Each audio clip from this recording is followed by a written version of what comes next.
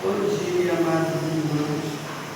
O Mestre Jesus, na sua infinita misericórdia, nos diz: onde estiverem duas ou mais pessoas, lá estará.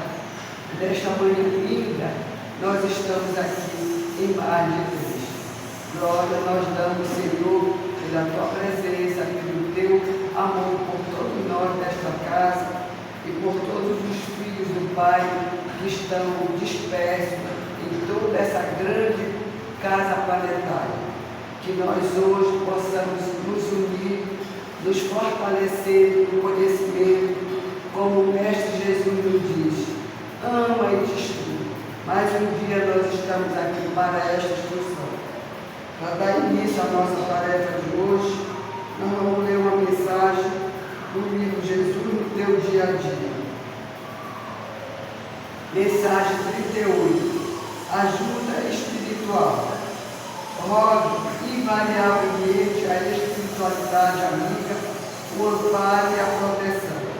Agora responda com sinceridade, meu irmão, como os benfeitores poderão ajudá-lo a ser. Usa o palavreado chulo nos diálogos cotidianos. Encontra rapidamente um palavrão em resposta a uma contrariedade. A irritação e o azedume são companheiros inseparáveis. A mentira é sua saída de emergência quando surpreendido em erro. Pensamentos inferiores são um vício permanente. Vê como é difícil. Sem refletir, afirma que está abandonado à própria sorte, sem a proteção a que tem direito. Mas não é seu espírito protetor que não desce, é você que não sobe. Além de pedir, você precisa permitir a ajuda.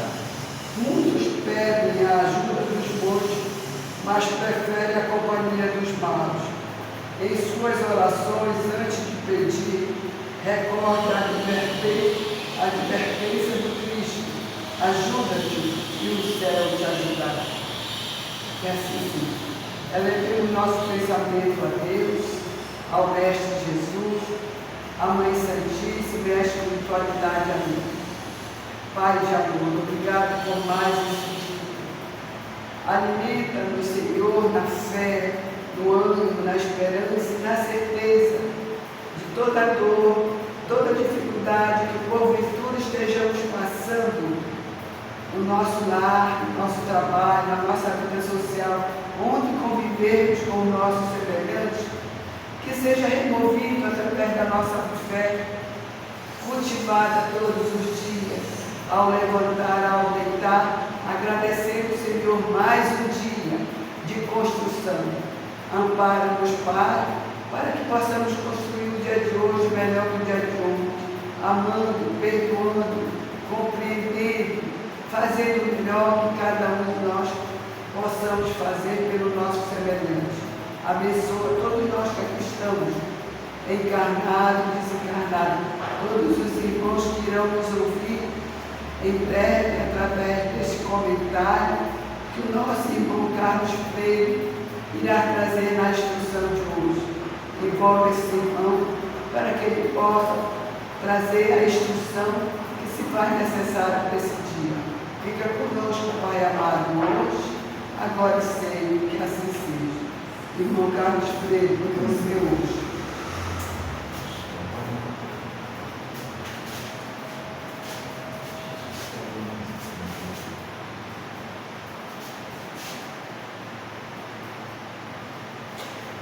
Bom dia, meus amigos.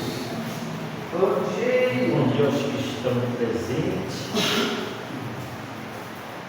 presencial, e os que estão na internet para estudar com a gente nesta semana festiva, domingo, amanheceu com o sol limpo, claro, iluminando as nossas vidas, né? Gente, hoje o nosso tema é o seguinte: por que da vivência do Evangelho? Por que nós devemos vivenciar o Evangelho. Um questionamento que deve ser levantado, deve ser colocado em pauta, porque nós estamos vivendo um momento muito difícil dentro da sociedade, da economia, de todos os parâmetros onde o homem se faz presente, está difícil. Em particular o Brasil, um momento de uma transição bem difícil, né? Mas as recomendações de Jesus são acalentadoras, são otimistas. E nós vamos começar o nosso trabalho nesta manhã voltando um bom tempo da vida para podermos chegar ao atual. Nesse momento que eu quero voltar da vida é sobre a primeira revelação de Deus aos homens.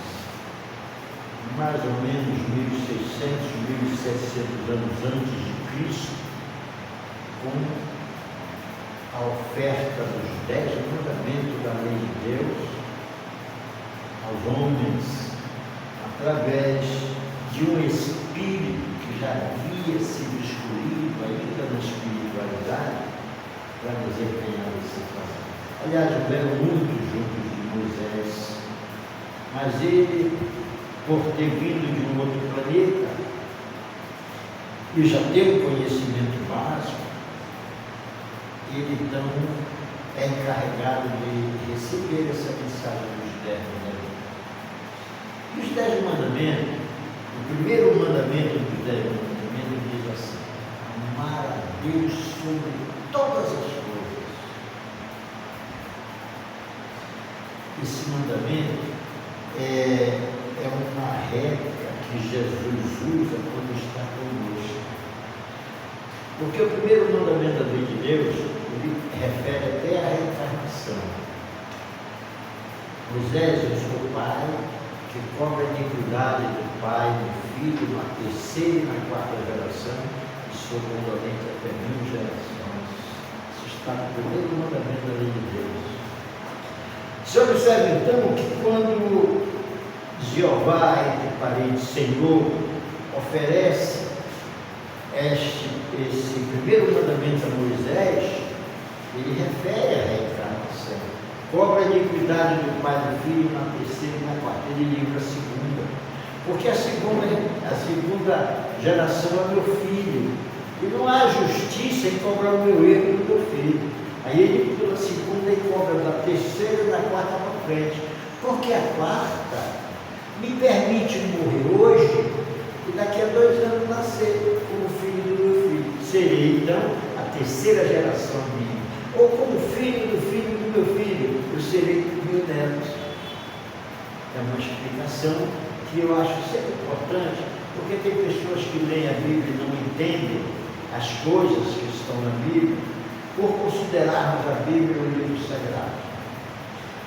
Um pastor famoso dos Estados Unidos, um pastor evangélico, disse que a Bíblia é o maior livro de ciência que Deus colocou no mundo, mas que pode se tornar o maior inimigo da humanidade quando usado por mãos indevidas. Eu já tenho 75 anos. Quando eu era muito novo, lá pelos 20 anos, eu sempre fui muito espectador da vida, eu sempre estou antenado com o que está acontecendo. Se o Reno morreu, se a Rússia matou o ucraniano, tudo isso eu me lembro. E apareceu uma notícia absurda e verdadeira, que um pastor evangélico, aqui na fronteira do Brasil, uma colônia inglesa chamada Georgetown, levou 950 fiéis da sua religião ao suicídio, dizendo que iam todos para o céu. Olha a Bíblia usada por mãos indevidas e comprometendo a vida. Né? Nós não temos destino, nós temos um projeto de vida, porque Deus me deu livre-arbítrio. Se eu tiver destino, eu não tenho livre-arbítrio. O teu destino é morrer de câncer, e eu pego o câncer e vou chamamento de casinha de cidreira? Não. Frente à minha dificuldade, eu só tenho uma alternativa: procurar solução. Isso dá instinto a nós. Os próprios animais procuram solucionar os problemas deles de forma instintiva. O animal pega o filhote, bota na boca e tira da parte que está sendo alagada e bota para o seco. Isso é instintivo.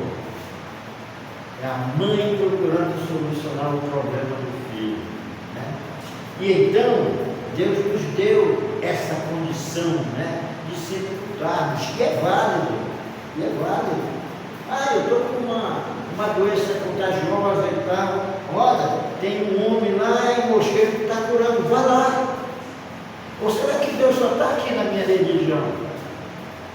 Será que Deus é espírita? Será que Deus é evangélico, pecador, é macumbeiro? Ele está em qualquer parte, desde que ele encontre o coração com as portas abertas para agir. E o exemplo, a Bíblia enche a gente de exemplos de pessoas das quais Deus se serve para praticar o bem. Isso tudo está dentro do primeiro mandamento da lei de Deus: ame o teu próximo como a ti mesmo. E ainda diz assim, que Deus é condolente conosco até 1000 gerações. Como é que Deus pode ser condolente comigo por 1000 gerações, se eu não nascer 1000 gerações? É uma questão racional. As pessoas não encontram reencarnação na Bíblia. Foi que Deus falou isso? Deus se condolente até 1000 gerações. Não, isso é uma metáfora. Deus é condolente conosco quantas vezes eu precisar. Ele vai me dando oportunidade. Em algumas teimosias intermitentes, eu perco o meu livre-arbítrio e ele diz: não, agora você vai voltar assim para aprender, senão você não aprende nunca. Né? Então é mais ou menos assim que funciona a lei de Deus dentro do nosso entendimento. Santificar o dia de sábado. O homem era rude. O que significa dia de sábado? Dia de sábado, gente, é o 7º dia da semana. Domingo é o primeiro, segunda é a segunda, terça é terça, quarta é quarta, quinta é quinta, sexta é sexta, quando é sábado. Dignifica o dia de sábado ao Pai. Por que ele diz isso? Porque o homem não tinha a interpretação da vida. E nós precisávamos obrigatoriamente ter um momento para Deus. E aí ele escolhe o 7º dia. Mas no meu 7º dia, se no dia de sábado eu trabalho e volto e folgo na quinta, o meu 7º dia é a quinta-feira. É só questão de entender, gente. Conhecereis a verdade e a verdade vos libertará. É o exemplo mais prático. Tem médico que dia de sábado e domingo está de plantão. Quando é na segunda-feira ele está de folga. Este é o 7º dia dele. Entendeu agora? Como é legal, né? A gente alcançar essas coisas. Ou Deus seria tão pragmático de dizer: não tem que ser o sábado. Não, gente, não é assim não. Deus conhece as nossas oportunidades e as nossas dificuldades. Ele sabe que no dia de sábado eu tenho que estar na feira vendendo banana para ganhar meu dinheiro. Como é que ele vai me obrigar a largar a minha profissão de sustentação da minha família para ir lá à igreja? Numa outra ocasião a gente vai conversar sobre a igreja, né? Depois ele diz assim: honrai o vosso pai e a vossa mãe. Meu Deus do céu, que mandamento importante! Que mandamento importante! Eu morei na madrugada e uma moça de lá da madrugada, não sei qual o nome, matou a mãe por causa da herança. Como é que ela pode honrar a mãe se os interesses financeiros, materiais, estão acima do amor dela? Ela por que Deus disse que era para amar? Poxa, não, minha mãe parece que ama. Ainda não tinha aparecido nenhuma oportunidade para provar esse amor realmente, né? Então é assim, cada mandamento tem uma história, né? Não matarás. Ei, pessoal, quando Deus fala em não matarás, Ele não se refere ao meu semelhante, não somente. Ele fala em não matar a vida, inclusive os animais que nós matamos para nos alimentar. Agora, vamos buscar uma explicação. No estágio evolutivo que nós ainda nos encontramos, nós precisamos disso. Gente, faz pouco tempo que nós saímos do mundo animalizado. E lá no mundo animalizado nós nos alimentávamos dos semelhantes. Então esse não matarás, quando tivermos o entendimento, para dispersarmos do nosso hábito alimentar o animal, estaremos atendendo este mandamento. Não matarás. A gente precisa chegar, arregaçar o olho, né? Tem uma aqui que eu acho legal agora. Não cometerás adultério. Mas por que Deus disse não cometerás adultério? Se lá no oitavo mandamento está assim, não desejarás adultério do próximo. Como é que se entende isso? Não desejar adultério e não desejar adultério do próximo. Como é que sabe? Quem é que sabe? Qual é a diferença? Vocês são egoístas, conversando só unicamente com os espíritos, não deixa a gente participar da conversa de vocês. Gente, não desejar a mulher do próximo é apenas uma forma de adultério. Adultério é toda vez que nós agredimos a lei, seja ela qual for, não só a lei de Deus, mas também a lei dos homens que contam para a minha evolução. Eu, quando mato, eu adultero a lei da vida perante Deus e adultero a lei de justiça dos homens. Eu cometo 2 pecados, que podemos dizer assim. Eu me comprometo com a minha sociedade quando eu mato e muito mais que me comprometo com a lei de Deus. Quando eu aprendi isso, gente, eu lia e relia para fixar na minha mente, né? O que é que diz a mais aqui do 10º mandamento? Bom, não furtar. Que mandamento. Olha o que é que ele diz, não furtar. O que é não furtar? Não furtar é tirar alguma coisa que não é minha, que é dos outros. As pessoas pensam que não furtar é só deixar a bolsa do outro no lugar que está. Gente, nós furtamos a honestidade das pessoas, nós furtamos a dignidade das pessoas. Tem gente que mente e joga uma pessoa na cadeia, furta a liberdade daquela pessoa. Tem gente que injuria com a mão em cima do abelho. Isso para mim não quer dizer nada.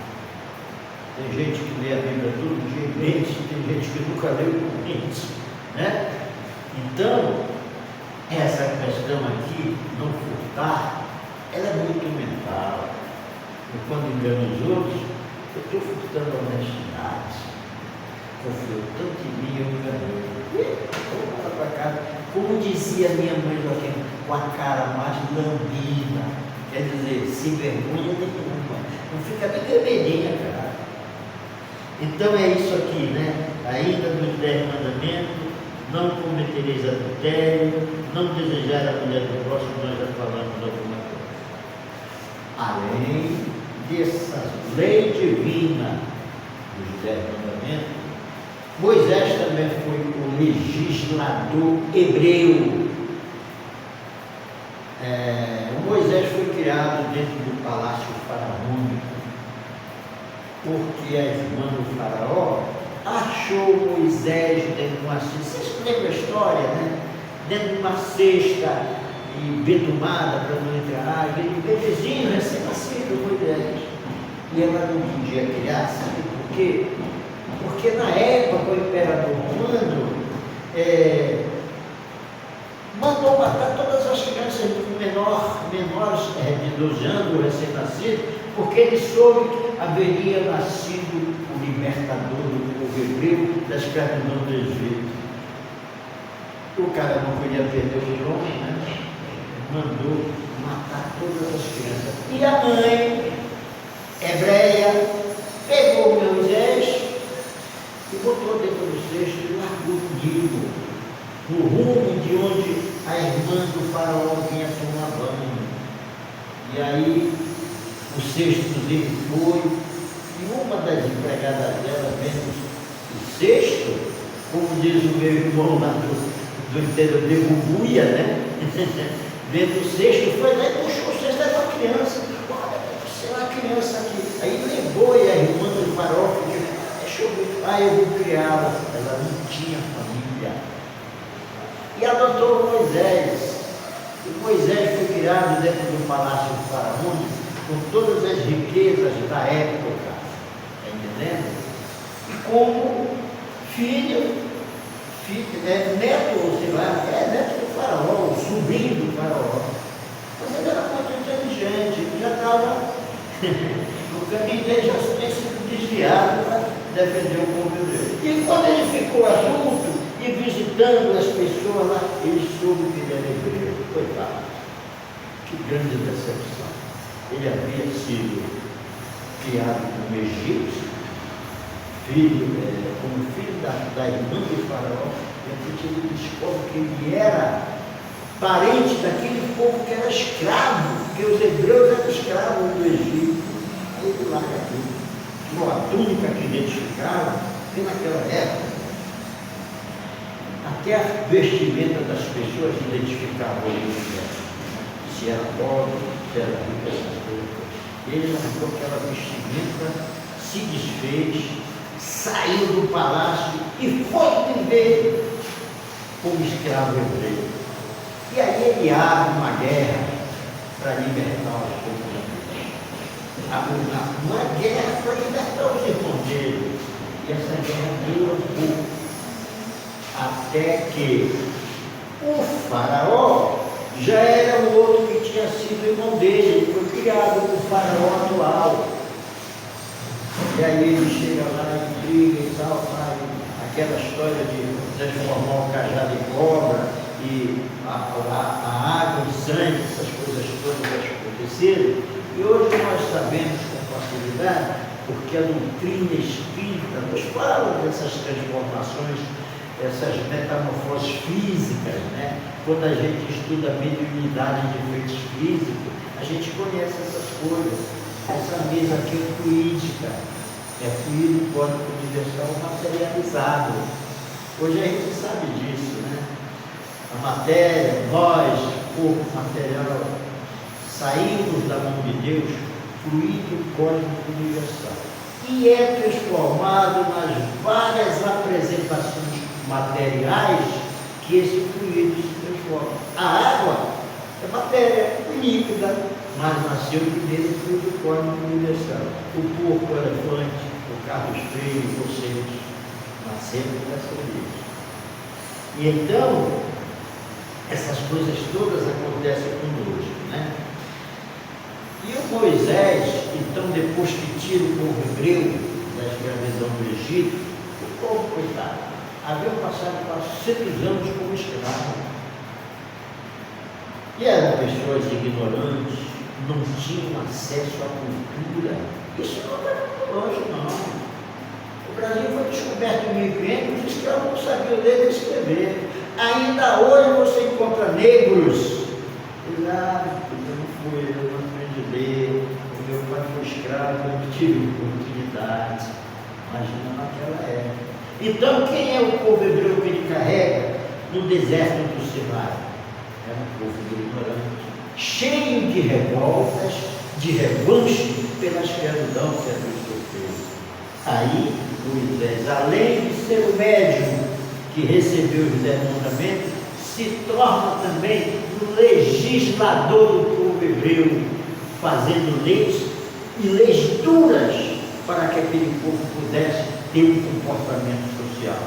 Aí nasce olho por olho, nem de importante. Ele é obrigado a fazer isso. Olha, se tu furar o olho da Bernadette, tu tem o teu olho furado também, cara. Mas se tu matar a dona Val, tu vai morrer também. Ela lei, olho por olho, se a gente quiser. E aí Moisés tem que fazer essa lei para levar aquele povo frente. E então, ele proíbe, gente, até a mediunidade na época. Quando tinham dois irmãos, Haddad e Medad, que eram médicos, estava proibido, porque já naquela época se usava a mediunidade como se usa hoje para muita carta. Olha, você vai consulta a dona Raimunda para casar com a Mariazinha, bora ver aí o que é que os espíritos dizem. Espírito esclarecido não está aí para fazer isso. Que estão aí são os espíritos que ainda precisam de luz. Aí ele vem se fala. Tem uns que levam até a cacaceira do espírito, marcar, sem desenho que vai dar. Mentira, não sabe disso. Mas temos que ver, não, porque tu vai ficar muito rico. Mas não diz como é que ele vai ficar rico. E às vezes é uma, como é que chama aí a política? Corrupção. Né? Mas o espírito, você acha que o espírito de luz, o espírito esclarecido, vai lá dizer quem que vai ganhar na Mega Sena? Ele sabe das nossas falas. Não vou nem dizer que o Carlos vai ganhar na Mega Sena. Esse cara é tão egoísta. Se ele souber que vai ficar rico, ele começa agora. Então, gente, essas coisas todas estão na história divina baixadas para nós. A primeira revelação de Deus aos homens é com Moisés, os 10 mandamentos. Já falamos também do trabalho de Moisés como legislador. E aí, mais ou menos 1.600, 1.700 anos, vem a segunda revelação. O homem daquela época já sabia que só existia um Deus, porque antes eles eram politeístas. Egito era politeísta, Grécia era politeísta. O que é politeísta? É o povo que tem vários deuses. Tinha Netuno, tinha Júpiter, Saturno.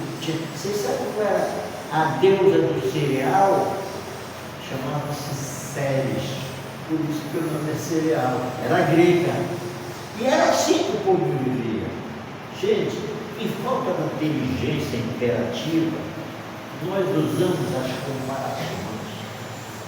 Então, o camarada que estava no oceano naquela época, estava indo se afogar, a canoa ia virar, ele não se lembrava de Deus.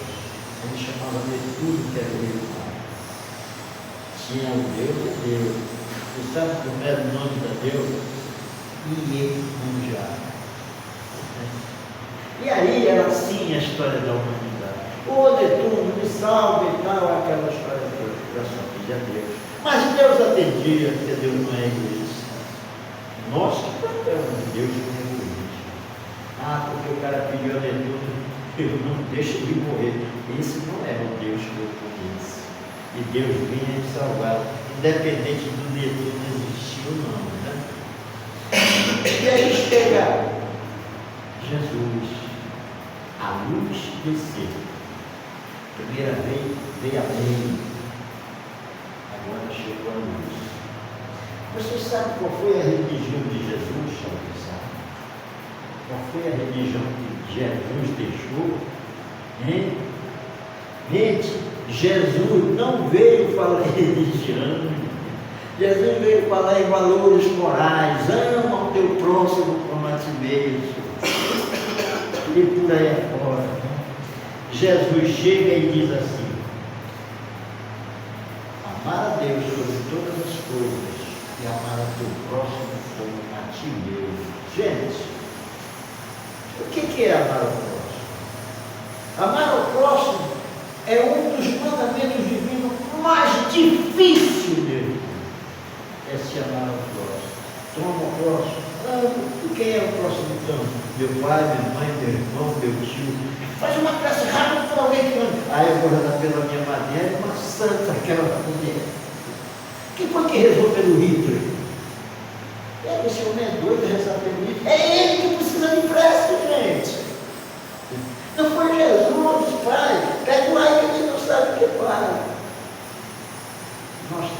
nós temos um bocado de chefes do tráfico no Brasil. Você sabe quando é que esses caras conseguem estar? Quando todo o Brasil rezar por eles. Oh meu Deus, o Rio de Fulano, não vou citar nome.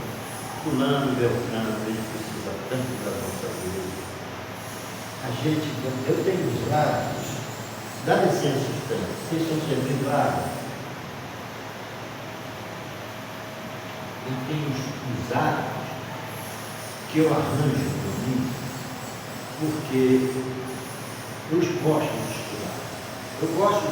Eu gosto de ler, mas estudar as coisas da minha doutrina para mim é especial.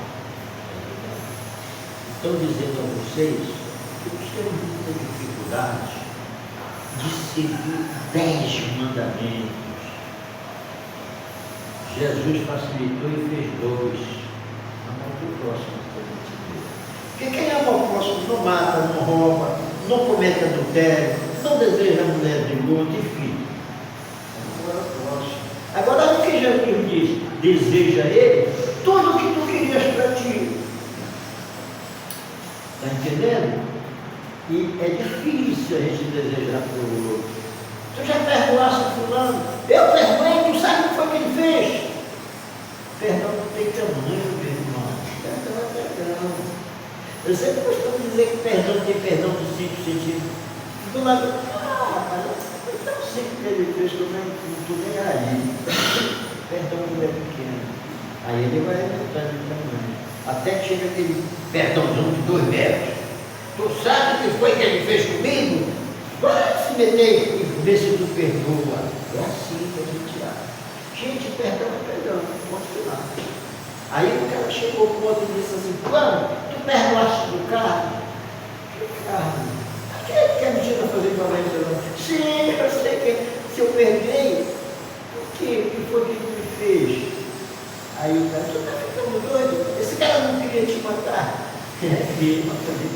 Esse perdoou, que não se lembrava mais nem que o cara queria matá-lo. Esse expurgou do coração o mal que o outro tentou fazer.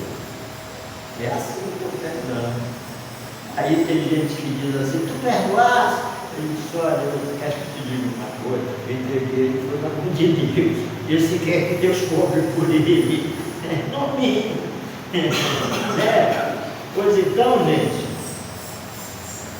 e Jesus veio falar desses valores.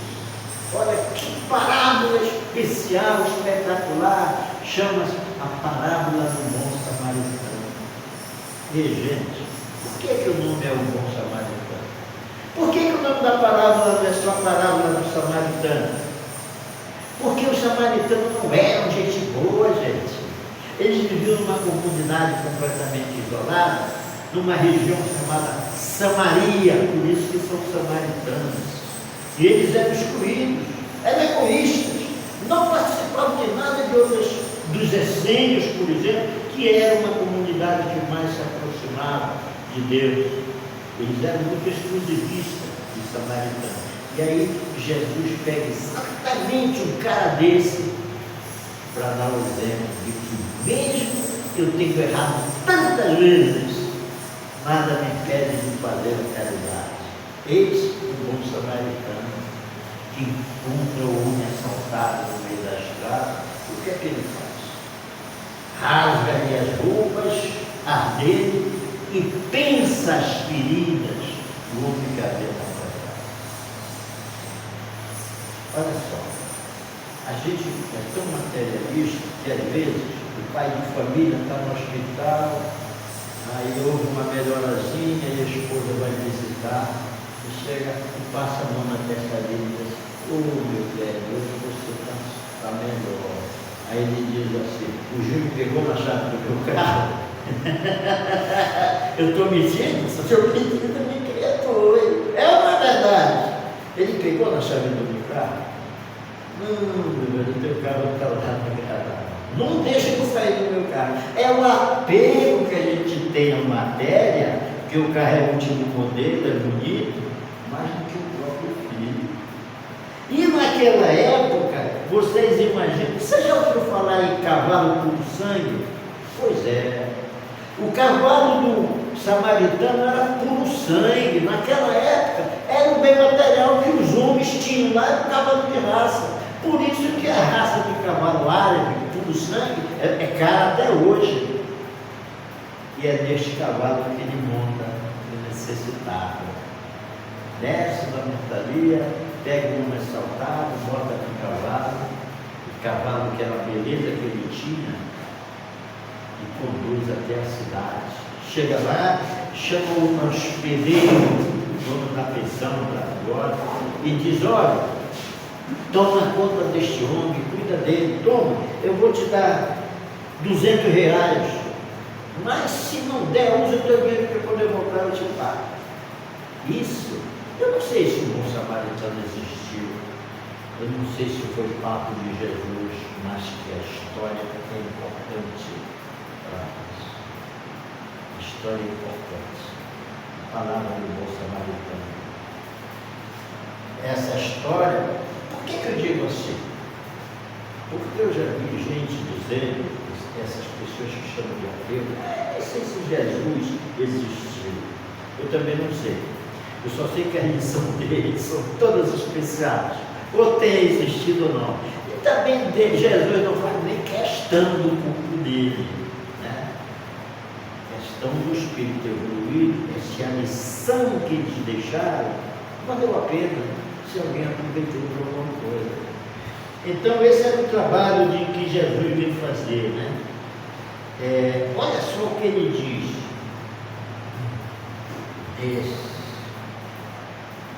Ele dispensa a lei mosaica. Quando Jesus chega, ele dispensa a lei mosaica.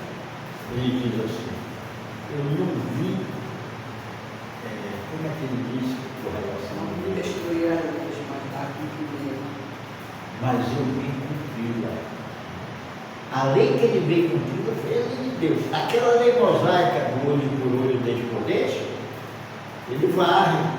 Olha o que ele diz: ouviram o que foi dito, olho por olho, dente por dente. Isso era a lei mosaica. Eu, porém, vos digo: se te bater uma face, oferece também a outra. Gente, eu defender a outra face é instintivo. Toda vez que nós nos sentimos agredidos, moralmente ou materialmente, o primeiro instinto que nasce é de defesa. Se o cara puxar e dizer: eu vou matar vocês, limpa essa cara, porque todo mundo corre. Isso é um instinto de defesa. As pessoas dizem que ter medo é covardia. Não é engano. O medo é o preservativo da vida. A pessoa que tem medo evita se expor. Ele não vai para essa estrada que ela está, não é asfaltada e é arriscada, e muitas outras coisas, né? Então, quando Jesus diz assim: se te bater uma face, oferece também a outra, é no sentido metáfora da história. Metáfora é uma coisa que é dita de uma forma e significa outra profundamente certa. Quando ele diz oferece a outra, é no sentido de não revidar. Não fazer com que o outro que ofendeu sofra a mesma dor que você acabou de sofrer. É fácil? Mentira, não é fácil não. É muito difícil, mas é a lei. Porque é que Jesus diz lá no alto dos pais, que agora eles não sabem o que faz. No dia que nós aprendermos as leis de Deus, muitas coisas nós vamos deixar de fazer. Lá vai aquela desgraçada, ela me paga. Acabou de chegar da novena de Monsenhor do Perpétuo Socorro, sentou na frente de casa e a inimiga passou do outro lado. Um dia a tua filha vai ficar buchuda também. Meu Deus, sai da reza, o coração cheio de nódoas. Por isso que Jesus oferece também a outra, no sentido da demonstração que você não se feriu. Carlos, não te fere mais? Claro que eu me firo.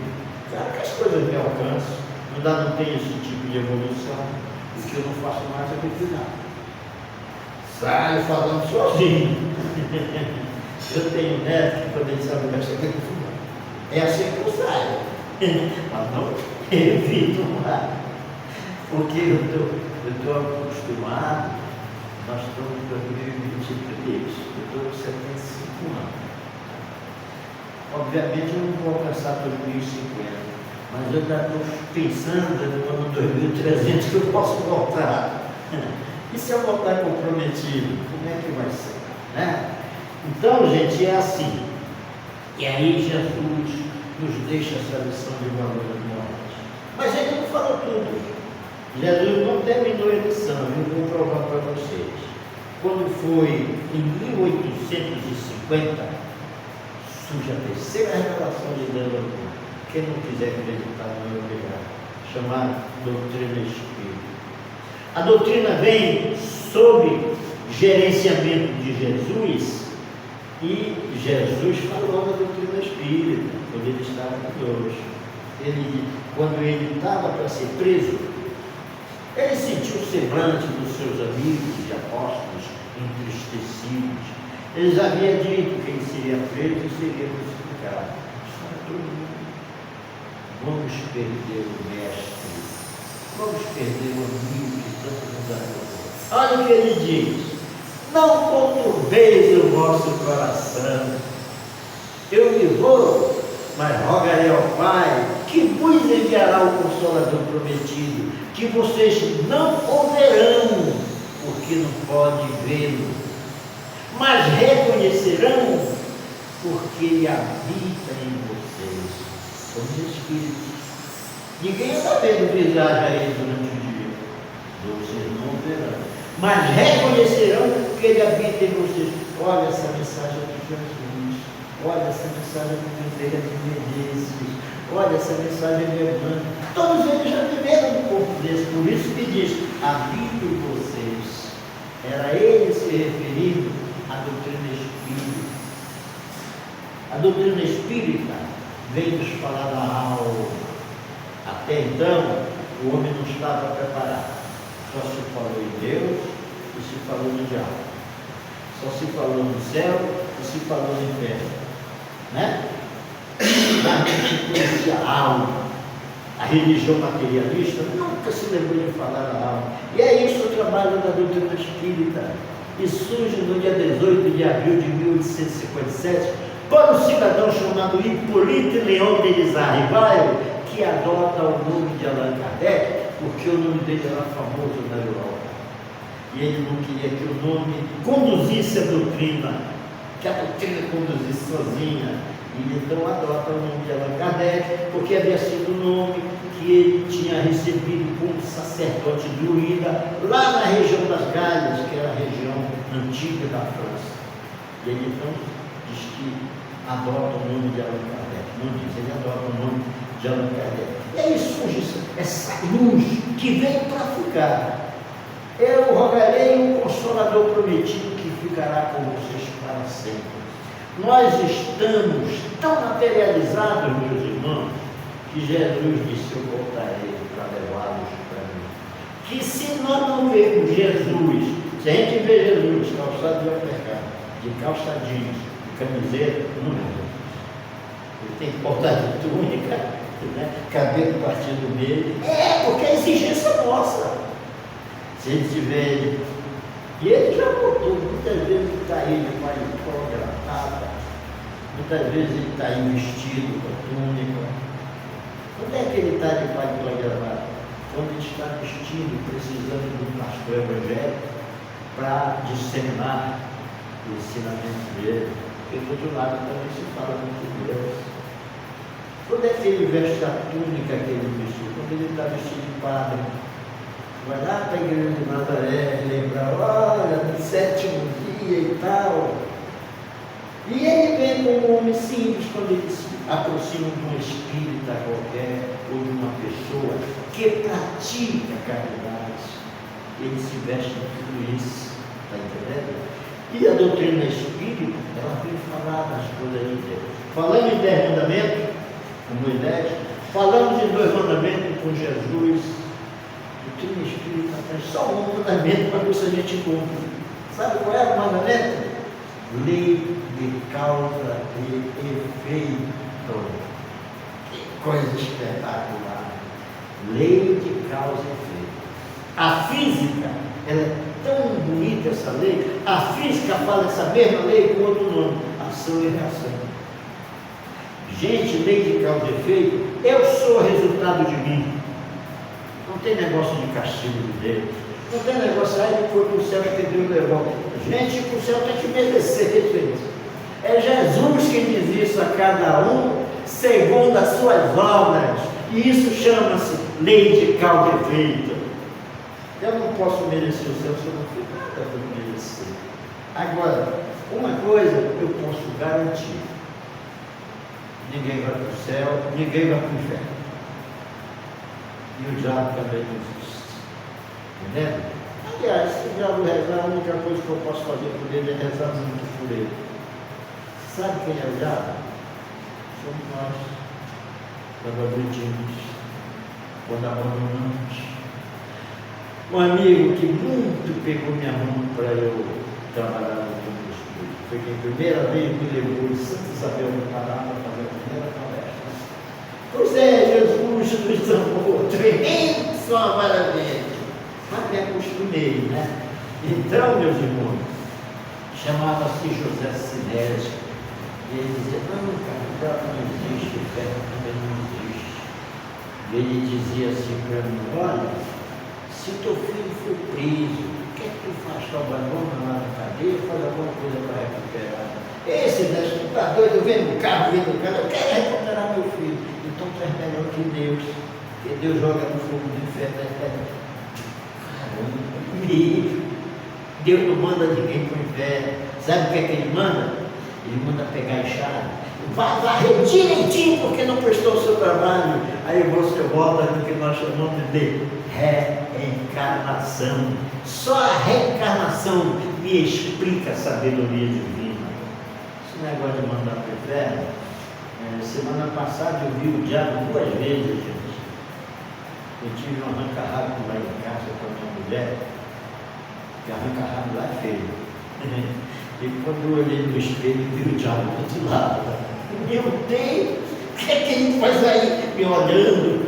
Era ele. Um abraço, gente. Até outra oportunidade. Obrigada, irmão Carlos Freire, pelo auxílio, pela exposição de hoje. E que a gente, a partir de hoje, reflita um pouco mais, né, com a mensagem que foi dada hoje. Por que viver o Evangelho de Jesus? Para nós não continuarmos sendo o diabo lá em casa, né, na igreja, na sociedade onde vivemos. Que nós temos uma capacidade enorme de ser bons, porque a bondade está no nosso coração, em nós. É só a gente vivenciar quantas dificuldades vierem ao nos visitar, né? Então vamos agradecer essa manhã alegre de conhecimento e de amor que recebemos hoje. Se nós não estivermos precisando dessa ajuda, vamos dar para alguém.